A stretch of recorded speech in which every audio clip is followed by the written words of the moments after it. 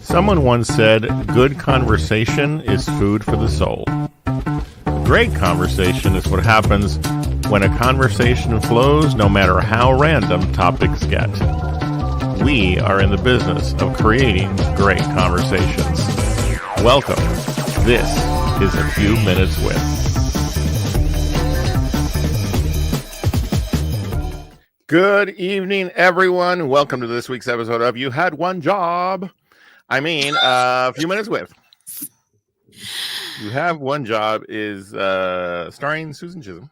Hey, Listen. Susan, how's it going? Oh my God. I was about to be all like, I'm so excited to be here. And man, that music gets me jamming every time. And you had to go ahead and bring up the one mistake that I make.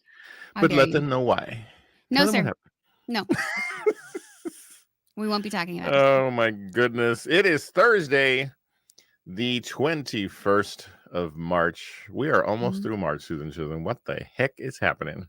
I wish I knew. I will tell you that I am not a fan. Not a fan. Yeah. I think 2024 can afford to slow down a bit. Yeah. Yeah. So, seriously. Yeah. Here we are, once again, ready for another episode of A Few Minutes With. We did not rename the show, I promise. Nope, we did not. But I want to start out with a shout out. I have a very important shout out to give, because if people have been with us over the last several weeks, months, well, I should say weeks, because the studio change is kind of the marker. They might notice that there are some things that are happening in each of our little video windows. You're in Austin, for those who don't know. I'm in Austin. I am in San Antonio. And through the magic of internet Google Box power, we're able to do the show. Hey. And so, we dream one day of doing the show in person. That would be fun.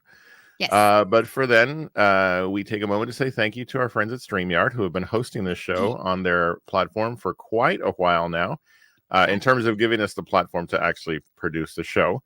And of course, we are connected to YouTube. Don't forget to subscribe. And also Facebook Live. So, all that. But the shout out is because we have some new set pieces in our particular locations. And so I'd like to do a shout out to our friend Renee at Not So Mexican Canary. Very interesting name and a very funny story behind it. And maybe we'll have her on the show sometime to thank her personally. But she has a wonderful talent for creating signage of all sorts. I actually have a few pieces of her work in my home, in my kitchen. She did a sign for me that says, as for me and my house, we shall eat tacos. And it says salsa 24/7. And also behind me, it's kind of hard to see. I should move this way. This is the sign that she made for me that has my tagline. What we say at the end of each episode: you're awesome, you're amazing, and the world's a better place because you are in it. Well, I got with her, and she put together an official KOABD Productions logo. If you stay to the end of the show, you see the little pop-up. And for you, as a gift for myself, because for several years now you have been my executive producer on quite a few projects, I had her make you an executive producer sign. So I'm an executive producer sign. It's phenomenal. I love it so much. And he told me, he's like, I've got you something. And in my mind, I was like, there are so many directions that this could go. Was a mystery. Actually, wait, hang on. I have what you gave me for my birthday. I think it was my birthday. Okay. Maybe you were just a bird in this life and gave me these pickles. Yes, absolutely. It is earrings that have little jars of pickles. Yeah. And I'm obsessed. Indeed. Not made by our friend Renee at Not So Mexican Canary. But that's what I'm just that was directed pardon me, that was to speak to the randomness of gifts that you receive from me. You should show them your puzzle someday. No. So anywho, we really, really appreciate the work that was done for us by Renee. And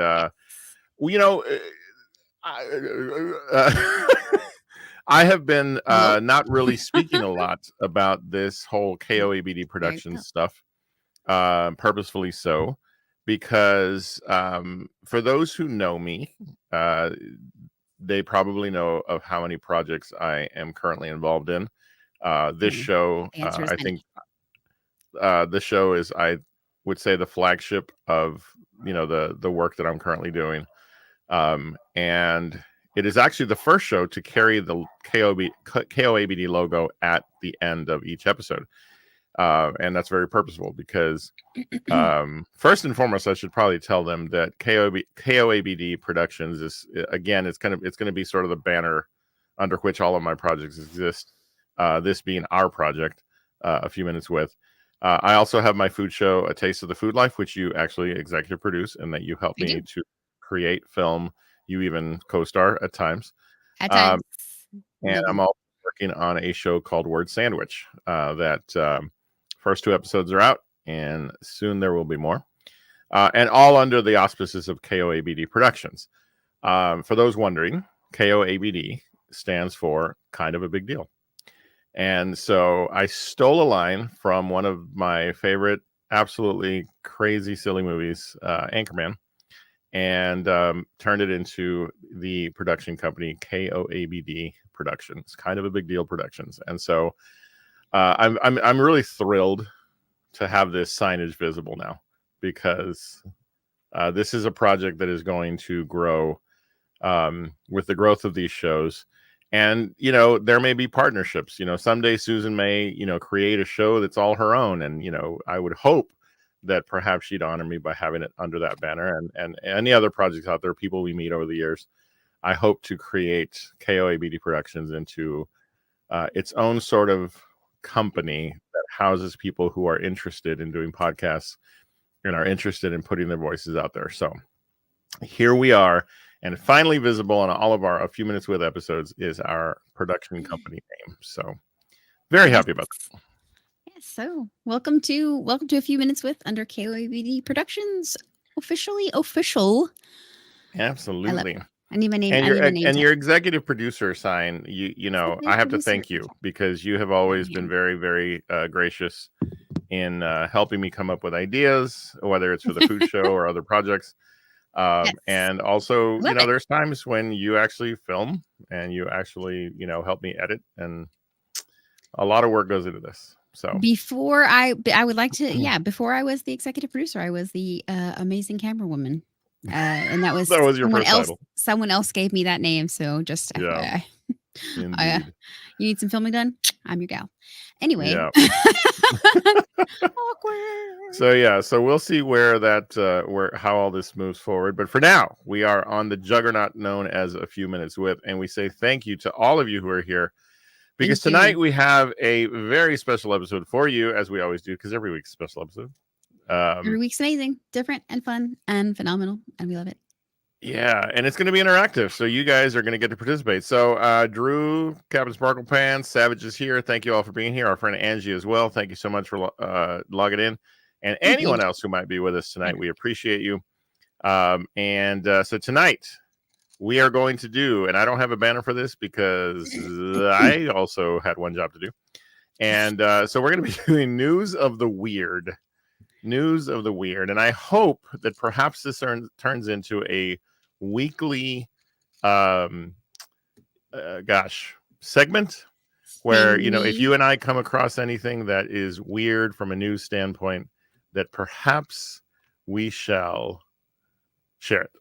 So that is the goal. Aha, you beat me to it. You type faster than me. So executive producer. News of the Weird. Now, before we get there, before we start that segment, I have a question for you, because I'd like to, on the fly, ask you to help me introduce possibly a future segment for week to week, because you and I have often spoken of your love for anime.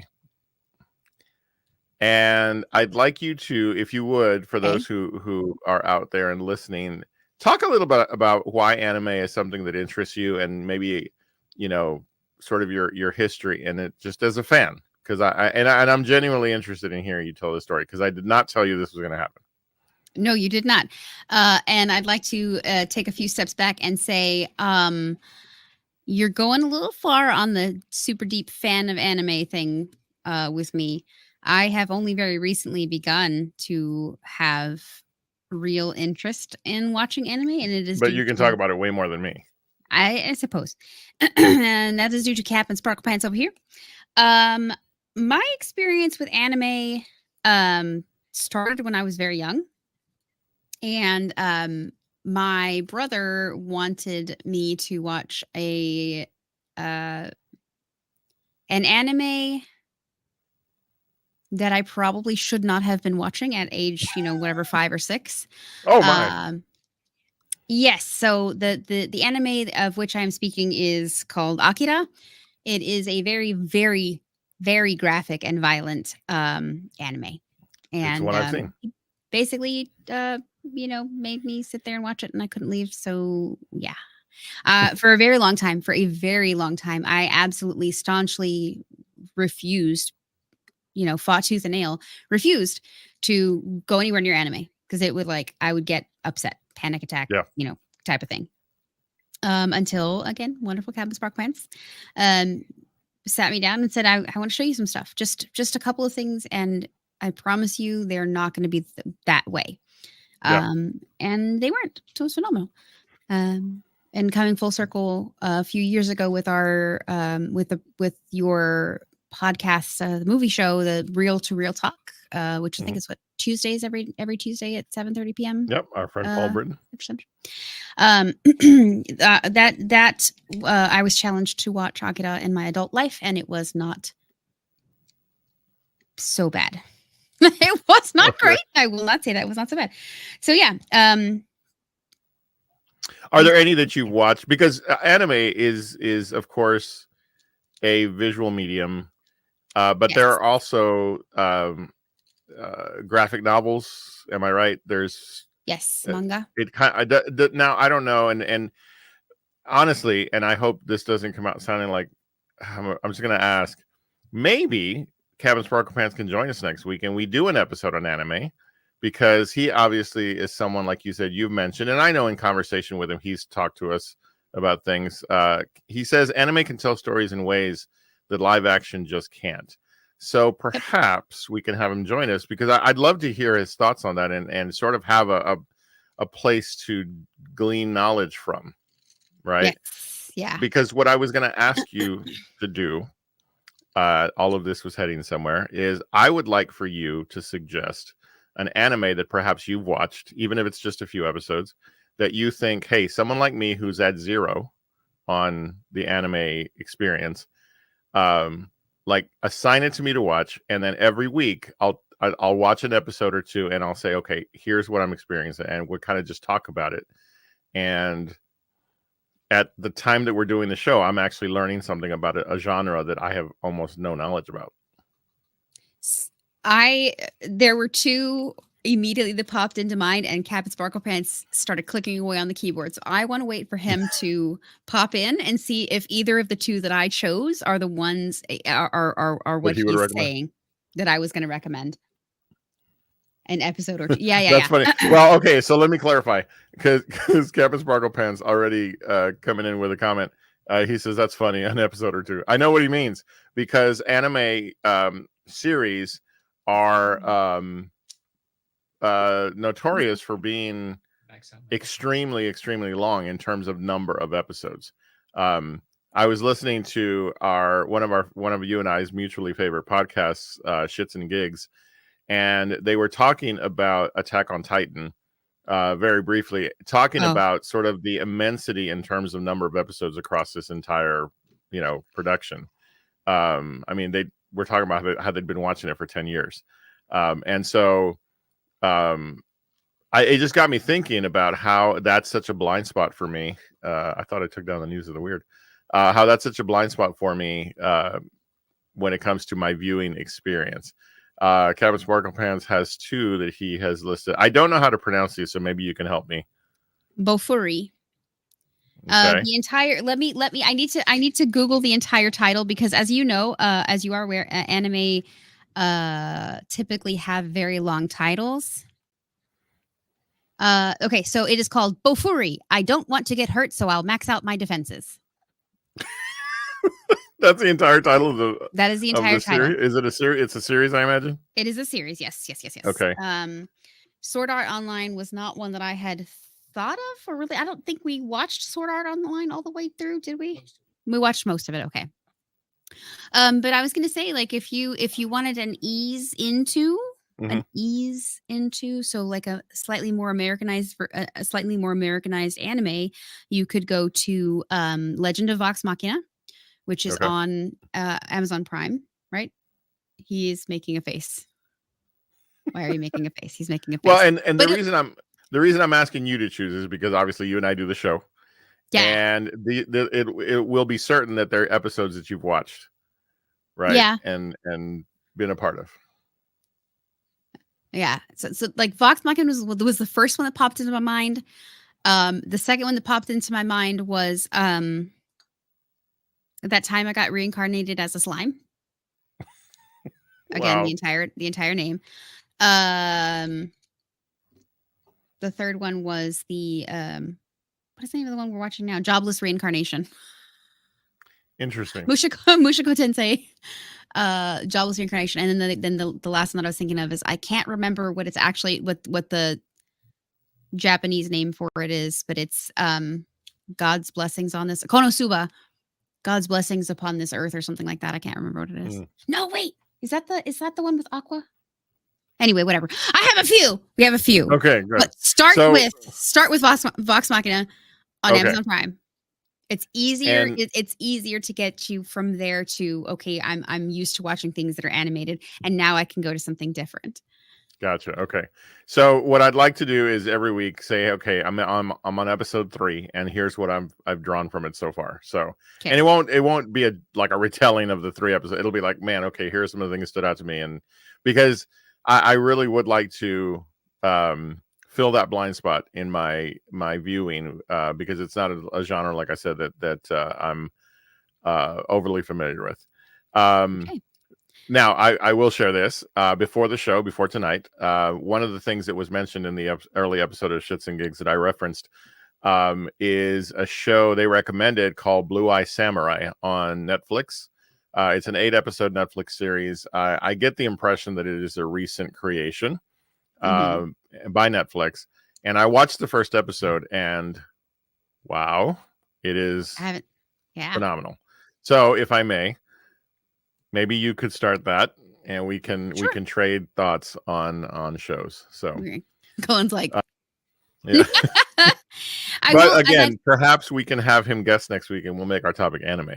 So that'd be cool with me. I mean, if we'll be in negotiations. yeah, negotiate something with Kevin Sparkmans.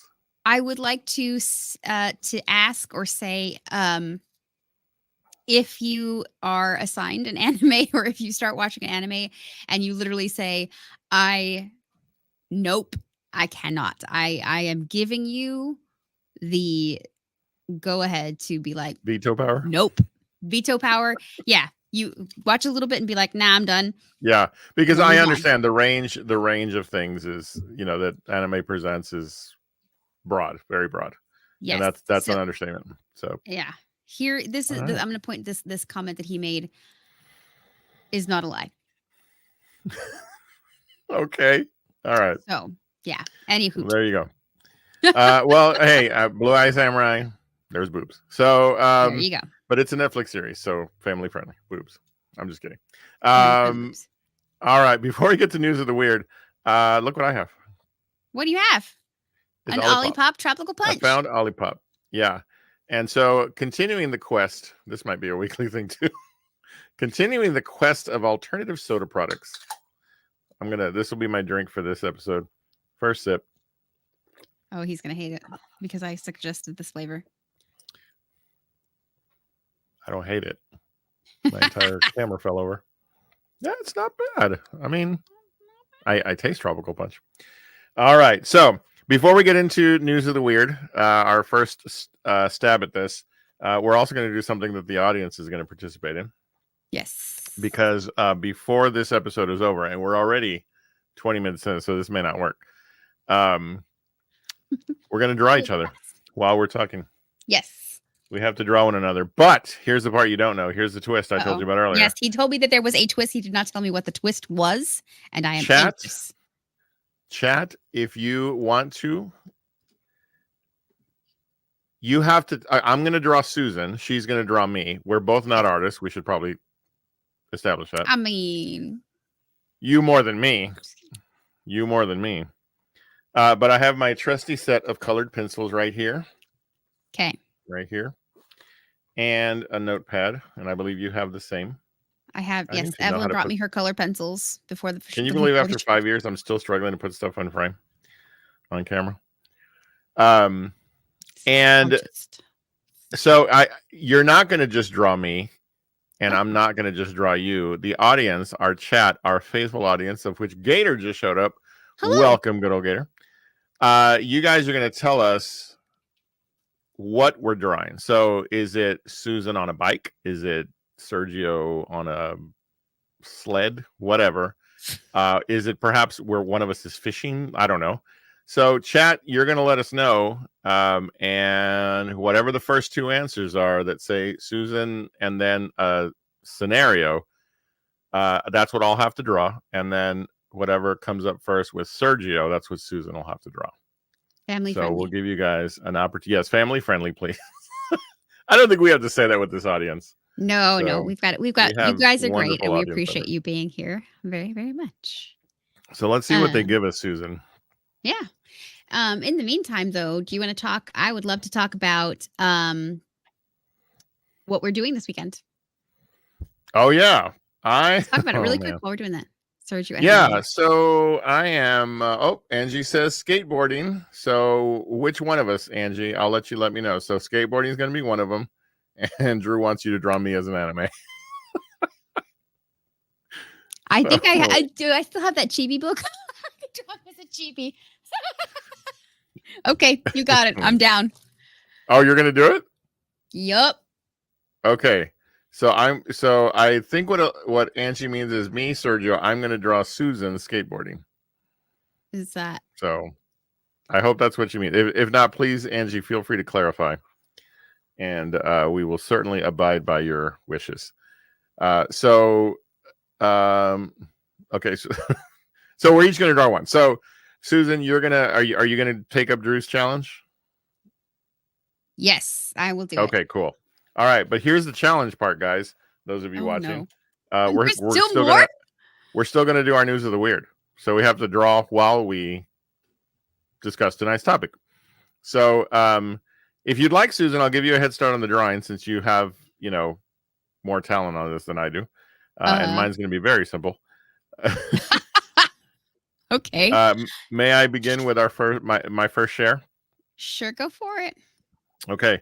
This one is actually, and geez, I just realized that I didn't set it up fully, but that's okay. I'll read you guys the article. So this was an article that was on a website called Exerto under their entertainment/food section. And the headline is Raccoons Ruin Woman's Taco Tuesday by Stealing Her DoorDash Taco Delivery. And it's this happened just last month in Florida, of course. Florida woman's Taco Tuesday was ruined after a group of raccoons stole her DoorDash delivery from her doorstep. Katerina Savares from West Palm Beach was left stunned after she found out that her DoorDash order had been stolen by a gang of hungry, furry thieves. She had just finished showering at around 2:30 a.m. when she headed to the door to pick up her late night snack, only to be shocked by the sight of a group of raccoons devouring her Talkin' Tacos order. And the cool part, the part that I was not fully prepared for, is there's a video. In the article, she posted a video, and I don't have it prepped. If you guys give me a second, I'll try to bring it up. But she talks about how she filmed the event. So if y'all give me a second, this will give Susan a little more time to draw. I'm going to try and bring up that video because, I mean, come on. I get raccoons on camera because Jen and I, we have wildlife cameras in our driveway and in our stoop outside the front door. So we have two big raccoons that live around here somewhere and they come and visit. So let me see if I can bring this video up. Give me a second. Susan, how's it going so far? Great. Excellent. All right, let me see. I'm not having an easy time here. Here we go. But yeah, so that's my first news of the weird.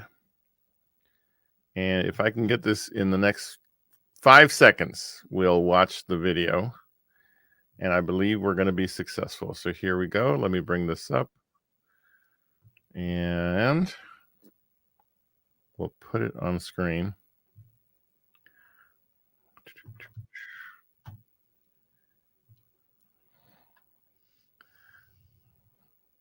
And hopefully it'll be visible.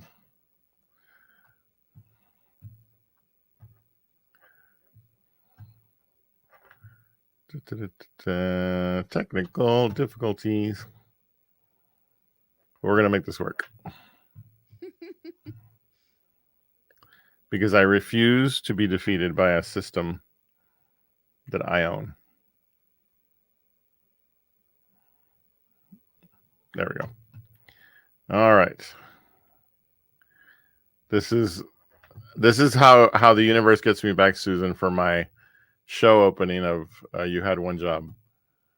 Mm-hmm. So, You had one. All right. So this is the video that the woman in the article I just read shot of the actual event that occurred.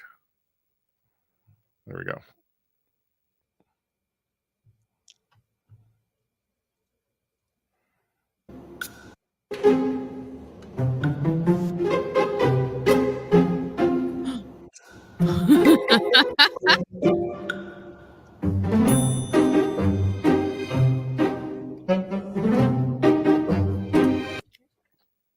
So yeah, the raccoon squared up and everything. So He was like, "I'm ready.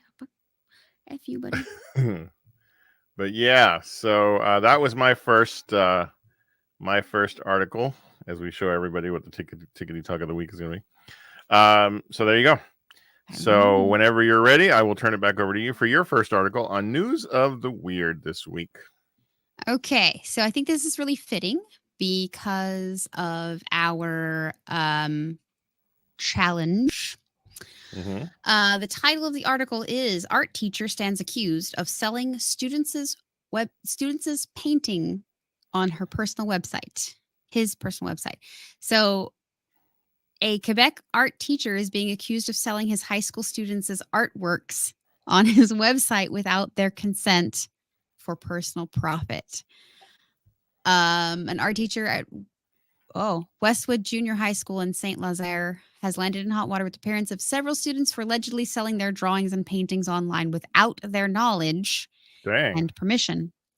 The discovery was made by accident when one of the students searched his name on Google, only to discover one of his art class drawings listed for sale on his teacher's website. Dang. So basically, this guy is selling all these high school kids paintings on his own, like passing it off as his own work. That's ridiculous. Selling them. It's interesting to see. And so of course, they're being high school art students, like, being a high school art teacher, he's not charging a whole heck of a lot. His items are priced between $30 and $120. So not outrageously expensive, but not cheap either. Oh, but wow. He's putting a value on this kid's work. Right.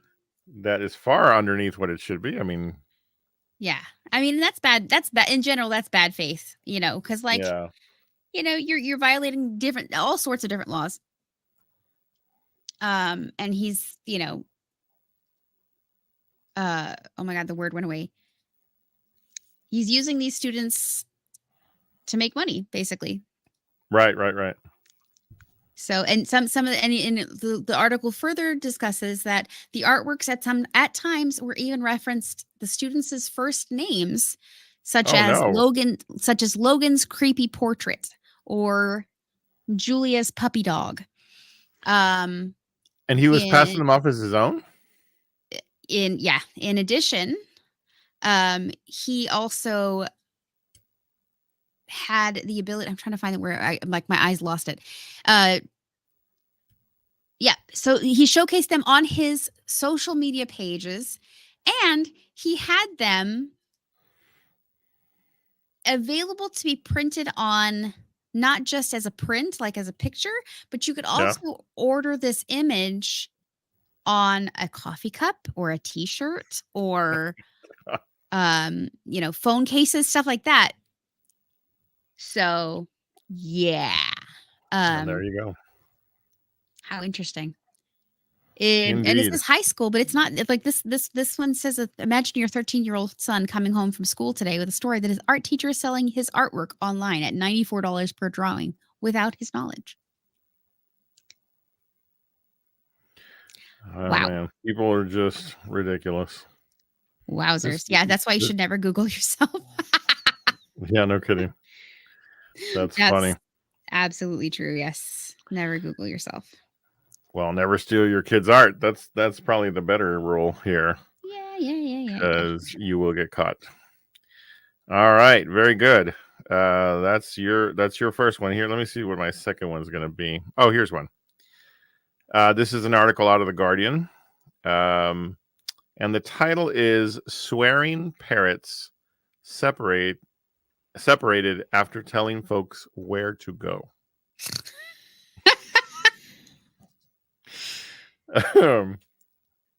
Do you want to take a guess at how many parrots this is?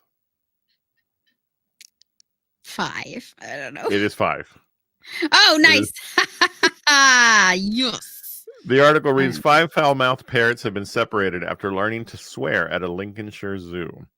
The parrots, named Billy, Elsie, Eric, Jade, and Tyson, joined Lincolnshire's wildlife park colony of 200 gray parrots in August. Good. But Great. soon after, they started encouraging each other to swear. We saw it very quickly. We are quite used to parrots swearing, but we've never had 5 swearing at the same time. And the parrots have since been distributed to different areas of the park so they do not, quote, set each other off. People have come to us, but they think it's highly amusing. We haven't had one complaint, he said. When a parrot tells you to fuck off, it amuses people very highly. Yeah, So, I can see that. To be fair, like that would amuse me. yeah. Oh, absolutely. I would absolutely be amused. The only thing better than dancing parrots and birds on TikTok is a parrot or bird that swears. So, Yeah.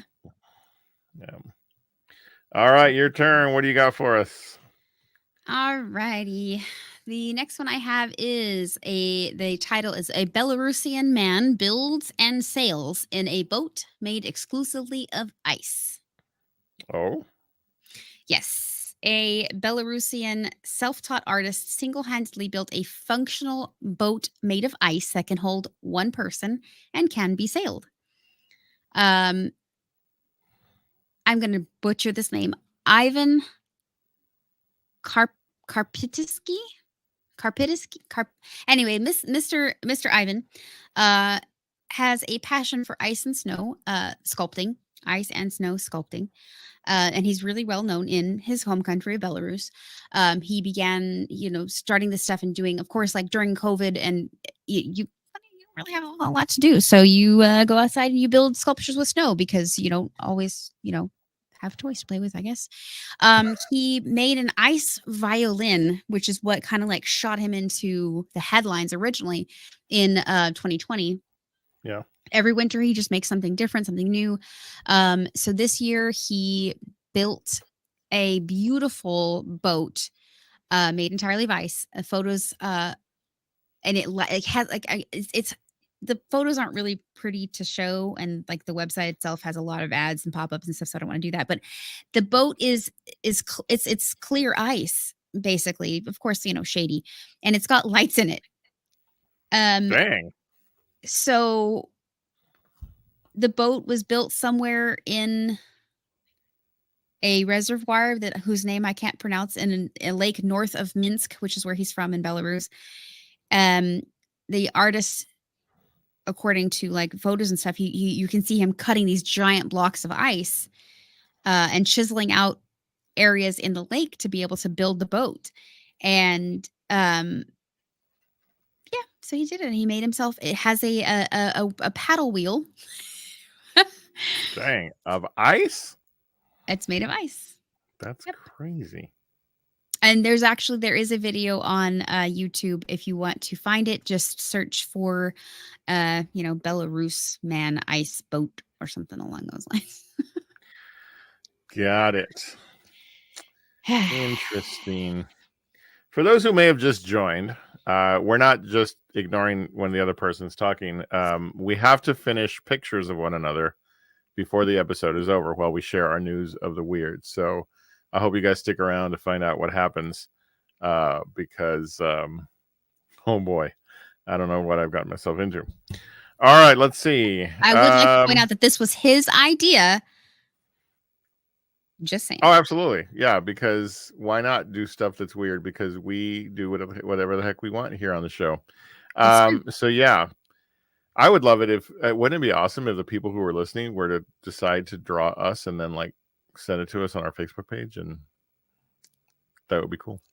That would be cool. Go for it. Participate if you want. Okay, so before I get to my new article or my next article, just want to say thank you to everybody who's here. We appreciate you being here. And next question for all of you out there. Should we do the drawing thing once a month? So yes or no, you let us know. And maybe you want to wait till after we're done to see if we can even draw. All right, so here's my next one. On UPI, there's an article called Women. It's a group of women attempting 500-mile journey in toy cars. So they're literally taking a 500-mile journey. They're trying to set a new Guinness World Record by driving 500 miles down the state's coast in a pair of toy cars. And I'm talking like, you know how the cars you can buy for your like your toddler?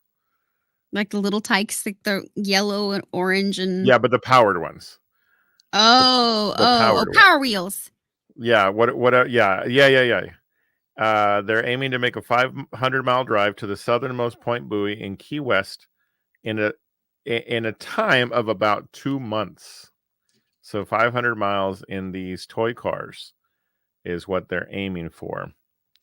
The fact that it's a Guinness World Record means that someone has already driven a fair distance. That's true. And so that's a little bit what startling. Yeah, that's what fascinates me about this whole project they're on. So there you go. Would you do something like that, Susan? Given the opportunity, if you were told, hey, you need to drive from Austin to San Antonio in a toy car, would you try? I mean, sure, yeah. Why not? Am I getting paid? Maybe. that sweets. If I'm getting paid, that all but guarantees it. So, yeah, I'm getting paid. Then heck yeah, why not? That makes sense. Okay, I may be ruining the picture I drew of you, but oh well.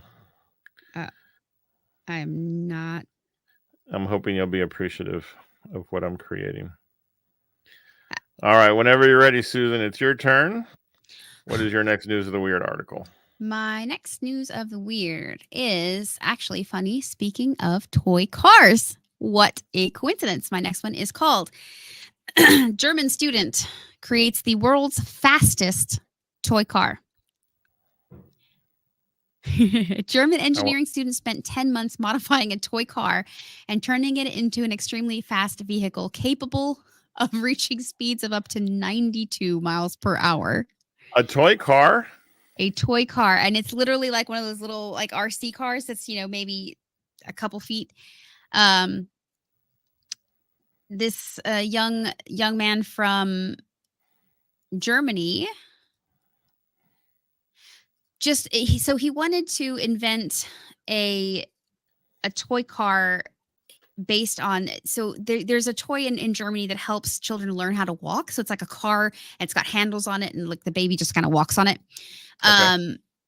And so then of course in the late 90s, people wanting to have fun decided to take that and making races. And like, I think you and I have seen videos on TikTok of people kind of like the Red Bull games and stuff like that, where they're like, they build their own kind of like boxcar races, essentially similar to that. So he basically got one of those and created the world's fastest rideable toy car. It took him 10 months.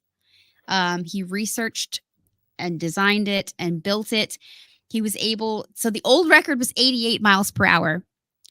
And he was able to achieve 92 miles per hour on his first attempt. So he just like blasted through that original world record. Okay. Yeah. So he what's funny about it is he built everything, like he got this idea, he built everything from scratch, and he had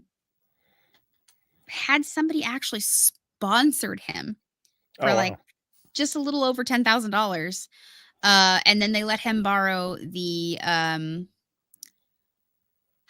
Hockenheimring racetrack in Germany to maximize his chances of setting a Guinness World Record. Marcel drove the car down the track's longest straight, the Parabolica, and made a last-minute adjustment that could have resulted in a disaster.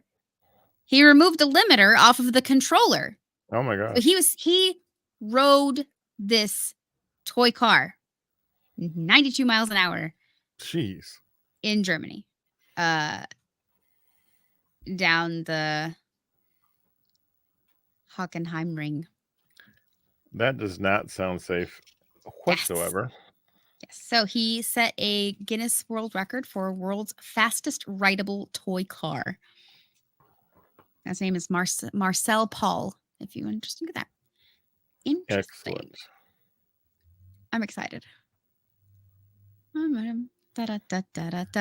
All You right. turn. My turn. You turn.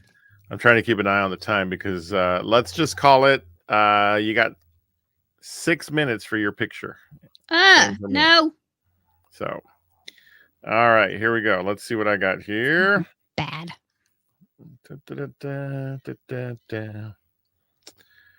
All right. Georgia woman's cat found a mile from home after 7 years.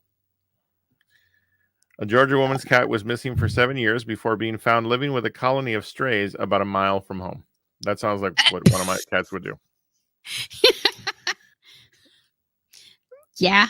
Yeah. Liz Gillespie said her Lynx Point Siamese mix, named for basketball star Kevin Durant, went missing from her Rock Spring home at about 7 years ago. I live next door to 30 acres and woods, and so I just kind of assumed that maybe a coyote had gotten him. And I really didn't think he was out there after so long. I kind of didn't have any hope left. Gillespie says she was shocked to receive a call from the Walker County Animal Shelter reporting that Kevin had been found. Officials told her the feline had been brought in for testing after a confrontation with a local child. Wow, I wonder what that was. And veterinarians discovered, confrontation with a local child. And they found out he was neutered and microchipped. She said Kevin had been living with feral cats only about a mile from her home. So yeah, Kevin is now 12 years old. He's being treated for a minor upper respiratory infection, but is otherwise in good health. And they said that the story should remind folks to get their pets microchipped. So, yeah, there you if go. nothing else, 7 get years. your pet microchipped. 7 years, though. Can you imagine? Like after Just a 7 mile years, from home. Yeah, I would be annoyed. I'd be like, "You little." His name is Yeah. Kevin, though. He's living up to his namesake. Just saying. Indeed. If you know, Indeed. you know. Drew says, why so many Georgia stories? Florida, but It's not. Florida Yeah, and yeah, Georgia. Florida. Yeah. Florida and Georgia. Actually, that one was Georgia, but yeah. All right. I think we're up to number 4 from you. Number 4 from me. All right. All right. This one is a new $2 million water fountain in Vienna has been slammed as the world's ugliest fountain. What a place to have the I ugliest gotta fountain. move it this way. A new water fountain in the Austrian city of Vienna has been described as the ugliest in Europe, possibly in the world, despite costing 1.8 million euros, Dang. which is about $2 million, just FYI. Or about 2 million euros, sorry. I don't know, it's weird. Created by the avant-garde Viennese art group Gelatin, is what it looks like to me. I'm probably wrong. The new water fountain was commissioned by local authorities to commemorate 150 years of Vienna's modern water system, which has provided the city with fresh water from streams in the green forests of the Alps and helped eradicate plagues like cholera. The landmark design apparently symbolizes the communal responsibility for water. And while it did win over the jury that selected gelatin as the winner, it hasn't done so with the general public, considering its astronomical price. Let me see if I can. This needs to be found. Yeah, I'd love to see it. Oh God, it is ugly. Is it? Yeah. Okay, hang on.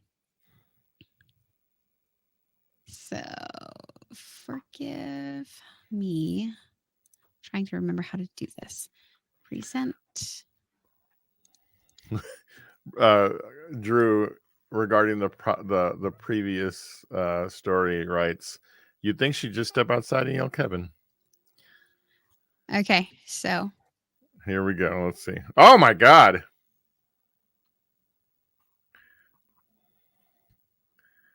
Wow. All right. I can see where people didn't like it. I mean, you had to have known that this was, I mean, like somebody had to approve this design in order to have somebody spend 2 million euros on a fountain that looks like this. Wow. If you are curious, the name of the project is here, Weirwasser, WIRWASSER, Weirwasser. Interesting. I wonder what that translates to. That is a maybe great somebody question. Who's listening will translate that for us. So, all right.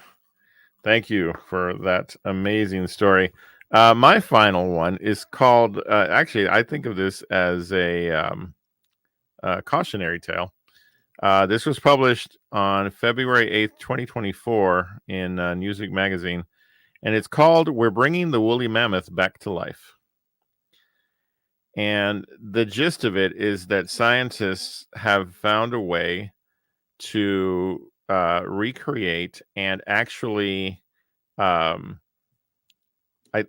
basically, and their geneticists have found a way to, let's see, it says, oh gosh, I'm trying to find like the sort of the sentence that sort of sums up what's going on here, because it's a pretty lengthy article.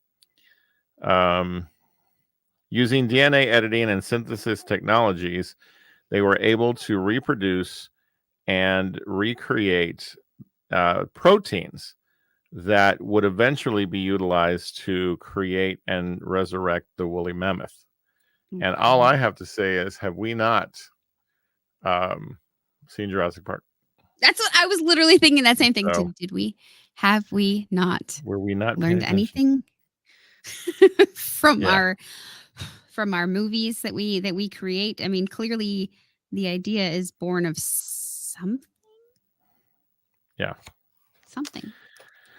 De-extincting the woolly mammoth is a great keystone project. It's hard because they have a 22-month gestation period, but unless a lot more effort goes into elephant conservation, then at some point we're going to lose them as a species. So a lot of this is designed to see what can be done to improve the lives and the protection of elephants in current elephant populations and so forth. So, but I'm like, there's other ways to do it without trying to bring back a woolly mammoth, because why would we stop there? You know, when we should stop there. The answer is we would not. Exactly. We would not stop there. Okay, so all right, you have to the end of your next article, and then we're going to have to be ready to present our pictures. So okay, I'm just putting my last finishing touches on it. It's not very good, but that's okay. Here we go. My last one is just they why do I choose articles with all 4 names in it? The world's largest ship lift has set a world record for the world. Oh, I lost your mic. For some reason, there you are. My Hang on, I gotta mute that. Okay. It started playing a weird ad and it just cut it off. Okay. So world's largest ship lift. That's a Guinness World Record. World's largest ship lift is an impressive feat of engineering. The Gupitan ship lift in China's Guizhou province, is the largest ship lift in the world. It can lift ships with a displacement of 500 tons to a height of 199 meters, which equals to about 650 feet. So typically dams are characterized by like the drastic change in water levels. And obviously you can't really get through waterways up rivers and stuff like that when things are Right. dammed. So they use locks and lifts. I don't know if the Panama Canal is a perfect example of Oh, yeah. lifts. So you drive the boat in, this gate closes, they fill up the water, and then they open this gate and you can go on to the higher level, right? So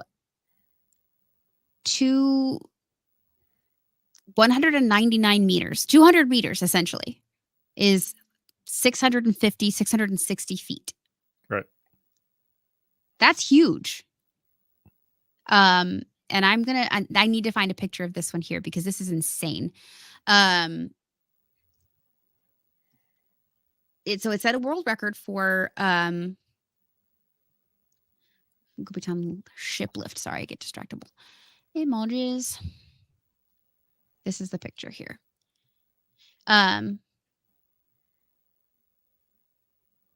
So yeah, just imagine like being in a huge ship the way that you are, traveling, who knows, whatever you're doing.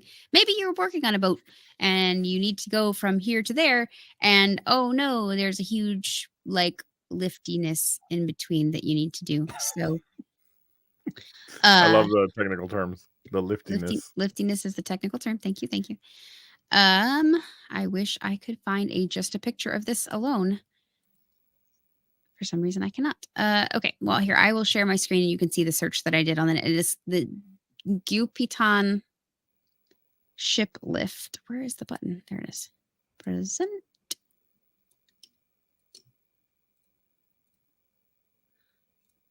All right, ready? Here we go. Boom. Oh, my. Whoops. That's the wrong thing there. I clicked on that. So you can see the pictures on the side there. Is that a ship in the... Yes. Wow. Those awesome. Are ships in the lock, in the lift. That thing is huge. Yep. So yeah, and just you can see right here, there's power lines on the ground beside it. Like, yeah, how insanely big that is. And I guess that thing that we're looking at in the center there, that's the lift. That's basically it's elevatoring the ship. You got it. That is I don't know that elevatoring is the word, but it's not, but that's okay. We'll go with it. Yeah. And this down here is the other lift. So the entire thing is the ship lift. That's the combination of the two is what leads up to the 200 meters, but still additionally it is also a hydropower station. This is a terrible picture, but it alongside of this hydroelectric dam, it produces an outrageous amount of power for China. Yeah. If there's one thing I've learned in researching places around the world, China has some of the most impressive infrastructure in terms of things they build. And that's just one example of so many. It's crazy. So, all right. How close are you to done? Because I'm finished. I'm ready with mine. So I'm basically done. Yeah. So if you just joined, we not only had our episode, but we told each other we were going to draw one another before the end of the episode because that would be fun. So if you stayed all the way through to the end, here in a moment we'll reveal our pictures that we drew, and with the caveat that I'm not an artist. Maybe Susan is, but I'm not. But before we do the reveal, Susan, what should people do if they're here with us on YouTube for the first time? First of all, if you're here with us for the first time, what took you so damn long? But also, welcome. You should definitely, absolutely, 100% click the subscribe button, which is kind of down in this area somewhere. Then you should click the notification bell, because what happens when we go live is you get a little message that says, "Hey, a few minutes with us about to go live. You should come on over and hang out and be ready for the action." And then you can hang out with us and be chilling with us. But also, share it with your friends. Share the wealth. If you had a great time tonight, you just tell your friends, "Hey, you're looking for a good time, join us every Thursday at 9 p.m. on Facebook Live and YouTube Live." That reminds me. We were going to take a vote. We were going to take a vote. This has been a very audience interactive episode. Susan, you and I were talking earlier about possibly moving the show from 9 p.m. Central to 8 p.m. Central, so 1 hour sooner. And we thought we would check in with our faithful viewers weekly who are here and give them an opportunity to let us know, how does 8 p.m. Central sound? We can make the decision on our own, but they're family, so we want to give them a chance to weigh in and see what they think. So we are contemplating a change to 1 hour sooner, 8 p.m. Central. And Angie Alex is already in with a vote. Yes, please move it to earlier. And so, we will definitely be thinking about that for sure. So we'll let folks weigh in. I know there's a bit of a delay from when we speak and people hear, but in addition to following us and that notification bell Susan mentioned here on YouTube, you can also see us on Facebook Live. So if you're commenting there, we thank you. And let's see. I got distracted by a question. What is that in specific time? 8 p.m. Central would be the new time if we decided to go that direction. So I hope that's what Drew's asking. And what I was going to bring up is we never really finished the thought we started earlier in the episode, which is what we're going to be doing this weekend. So if you are curious, we will be heading to Dallas, Texas, as I am going to, for one night only, revive my roller derby announcing career at our friends over at Dallas Derby Devils, the league in Dallas, is hosting their annual Clover Cup tournament, and I will be announcing with a couple of very dear friends of mine, Hatrick Harry and Captain Motorboater. I've been calling him Bud and Cody for years since I retired, but we're going to get the gang back together and we're going to announce some roller derby. And Susan, you and I are headed that way because we're going to try to hopefully catch some content of not just that, but the event itself, so we can somewhere down the road maybe talk about roller derby on the show. So it wouldn't be a bad thing. The list of topics just grows and grows. So yeah, I'm excited about this weekend. So it's going to be fun. Indeed. Maybe. So we'll share the results next week. And it'll be nice to put that hat back on for just a little bit. So it's been 3 years. I don't know how it's going to go. So you'll be fine. It's like riding a bike. Plus, I hope so. Drew says live podcast during the event. Maybe we'll go live on YouTube, perhaps, or Twitch. Who knows? Yeah, we could do it on YouTube. Well, we'll see. We'll take that that into consideration. We'll see about that. So, all right, Susan, how do you want to do this? Because I've got mine, okay. And we've kept these folks waiting long enough. All right. So on the count of 3, just show it. I'm ready. All right. Count us off. 3, 2, 1. All right. Here's mine. Mine is really terrible and hard to see. So, oh my goodness. That's what's coming out of my eyes. It's your glasses. No, I see the glasses, but that is very anime-ish. That is your eyes. It's really hard to see. Got it. That's you're a way better artist than me. Mine is Angie said to draw both of us on skateboards. And so I don't know why I had you in a romper of sorts, I guess. Hey. But if you look closely, I tried to catch your hair as best I could. Elegant. And the reason that I don't have hands is because my arms are actually out of frame. So because I have such long arms, and I put my sneakers in there because you know how much I'm loving shoes lately. Yes. Yeah. And I named our skateboards. Uh-oh. So mine is the Potato Express, and yours is Suser's Bruiser. So I need a skateboard. There you go.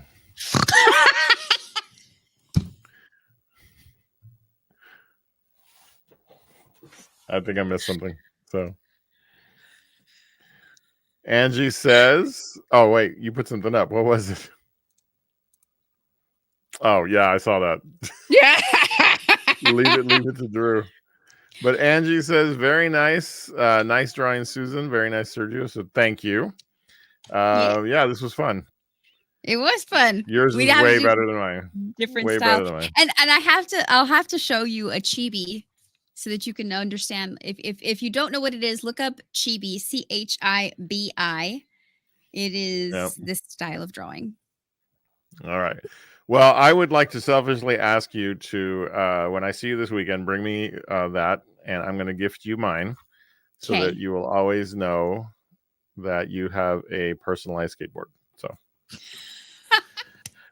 excellent. Excellent. All right. There you go. So hopefully next week we will have our a guest on to talk about anime and all about it he can teach us. No, I know I'm putting him on the spot. But yeah, I want to learn. So Legend of Vox Machina, I'm going to start that so I can talk about it next week with you for a few minutes.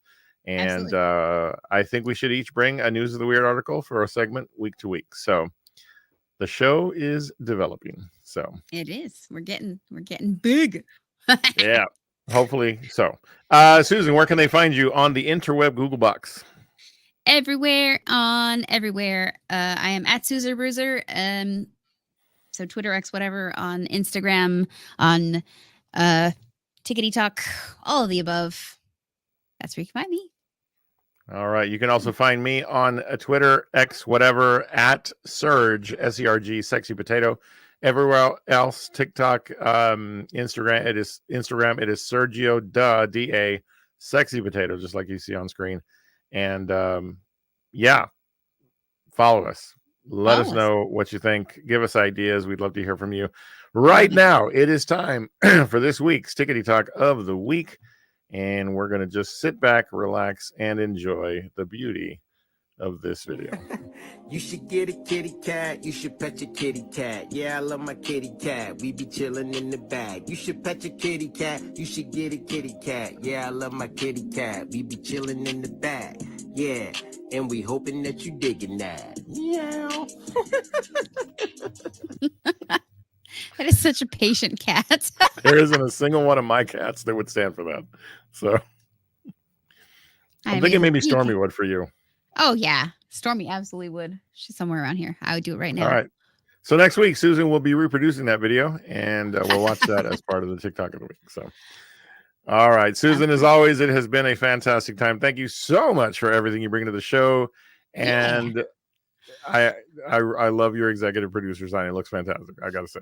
So it is. Thank you so much for gifting it to me. And thank you to our dear friends for making it for us. Indeed. And to all of you, we say thank you so much for being with us here tonight. We appreciate you. Always. And as always, we remind you that above all else, what's most important in life is for you to know that you're awesome, you're amazing, and the world's a better place because you are in it. We love you dearly, and we look forward to seeing you next week on another episode of A Few Minutes With. Good night, everybody. Bye. We love you.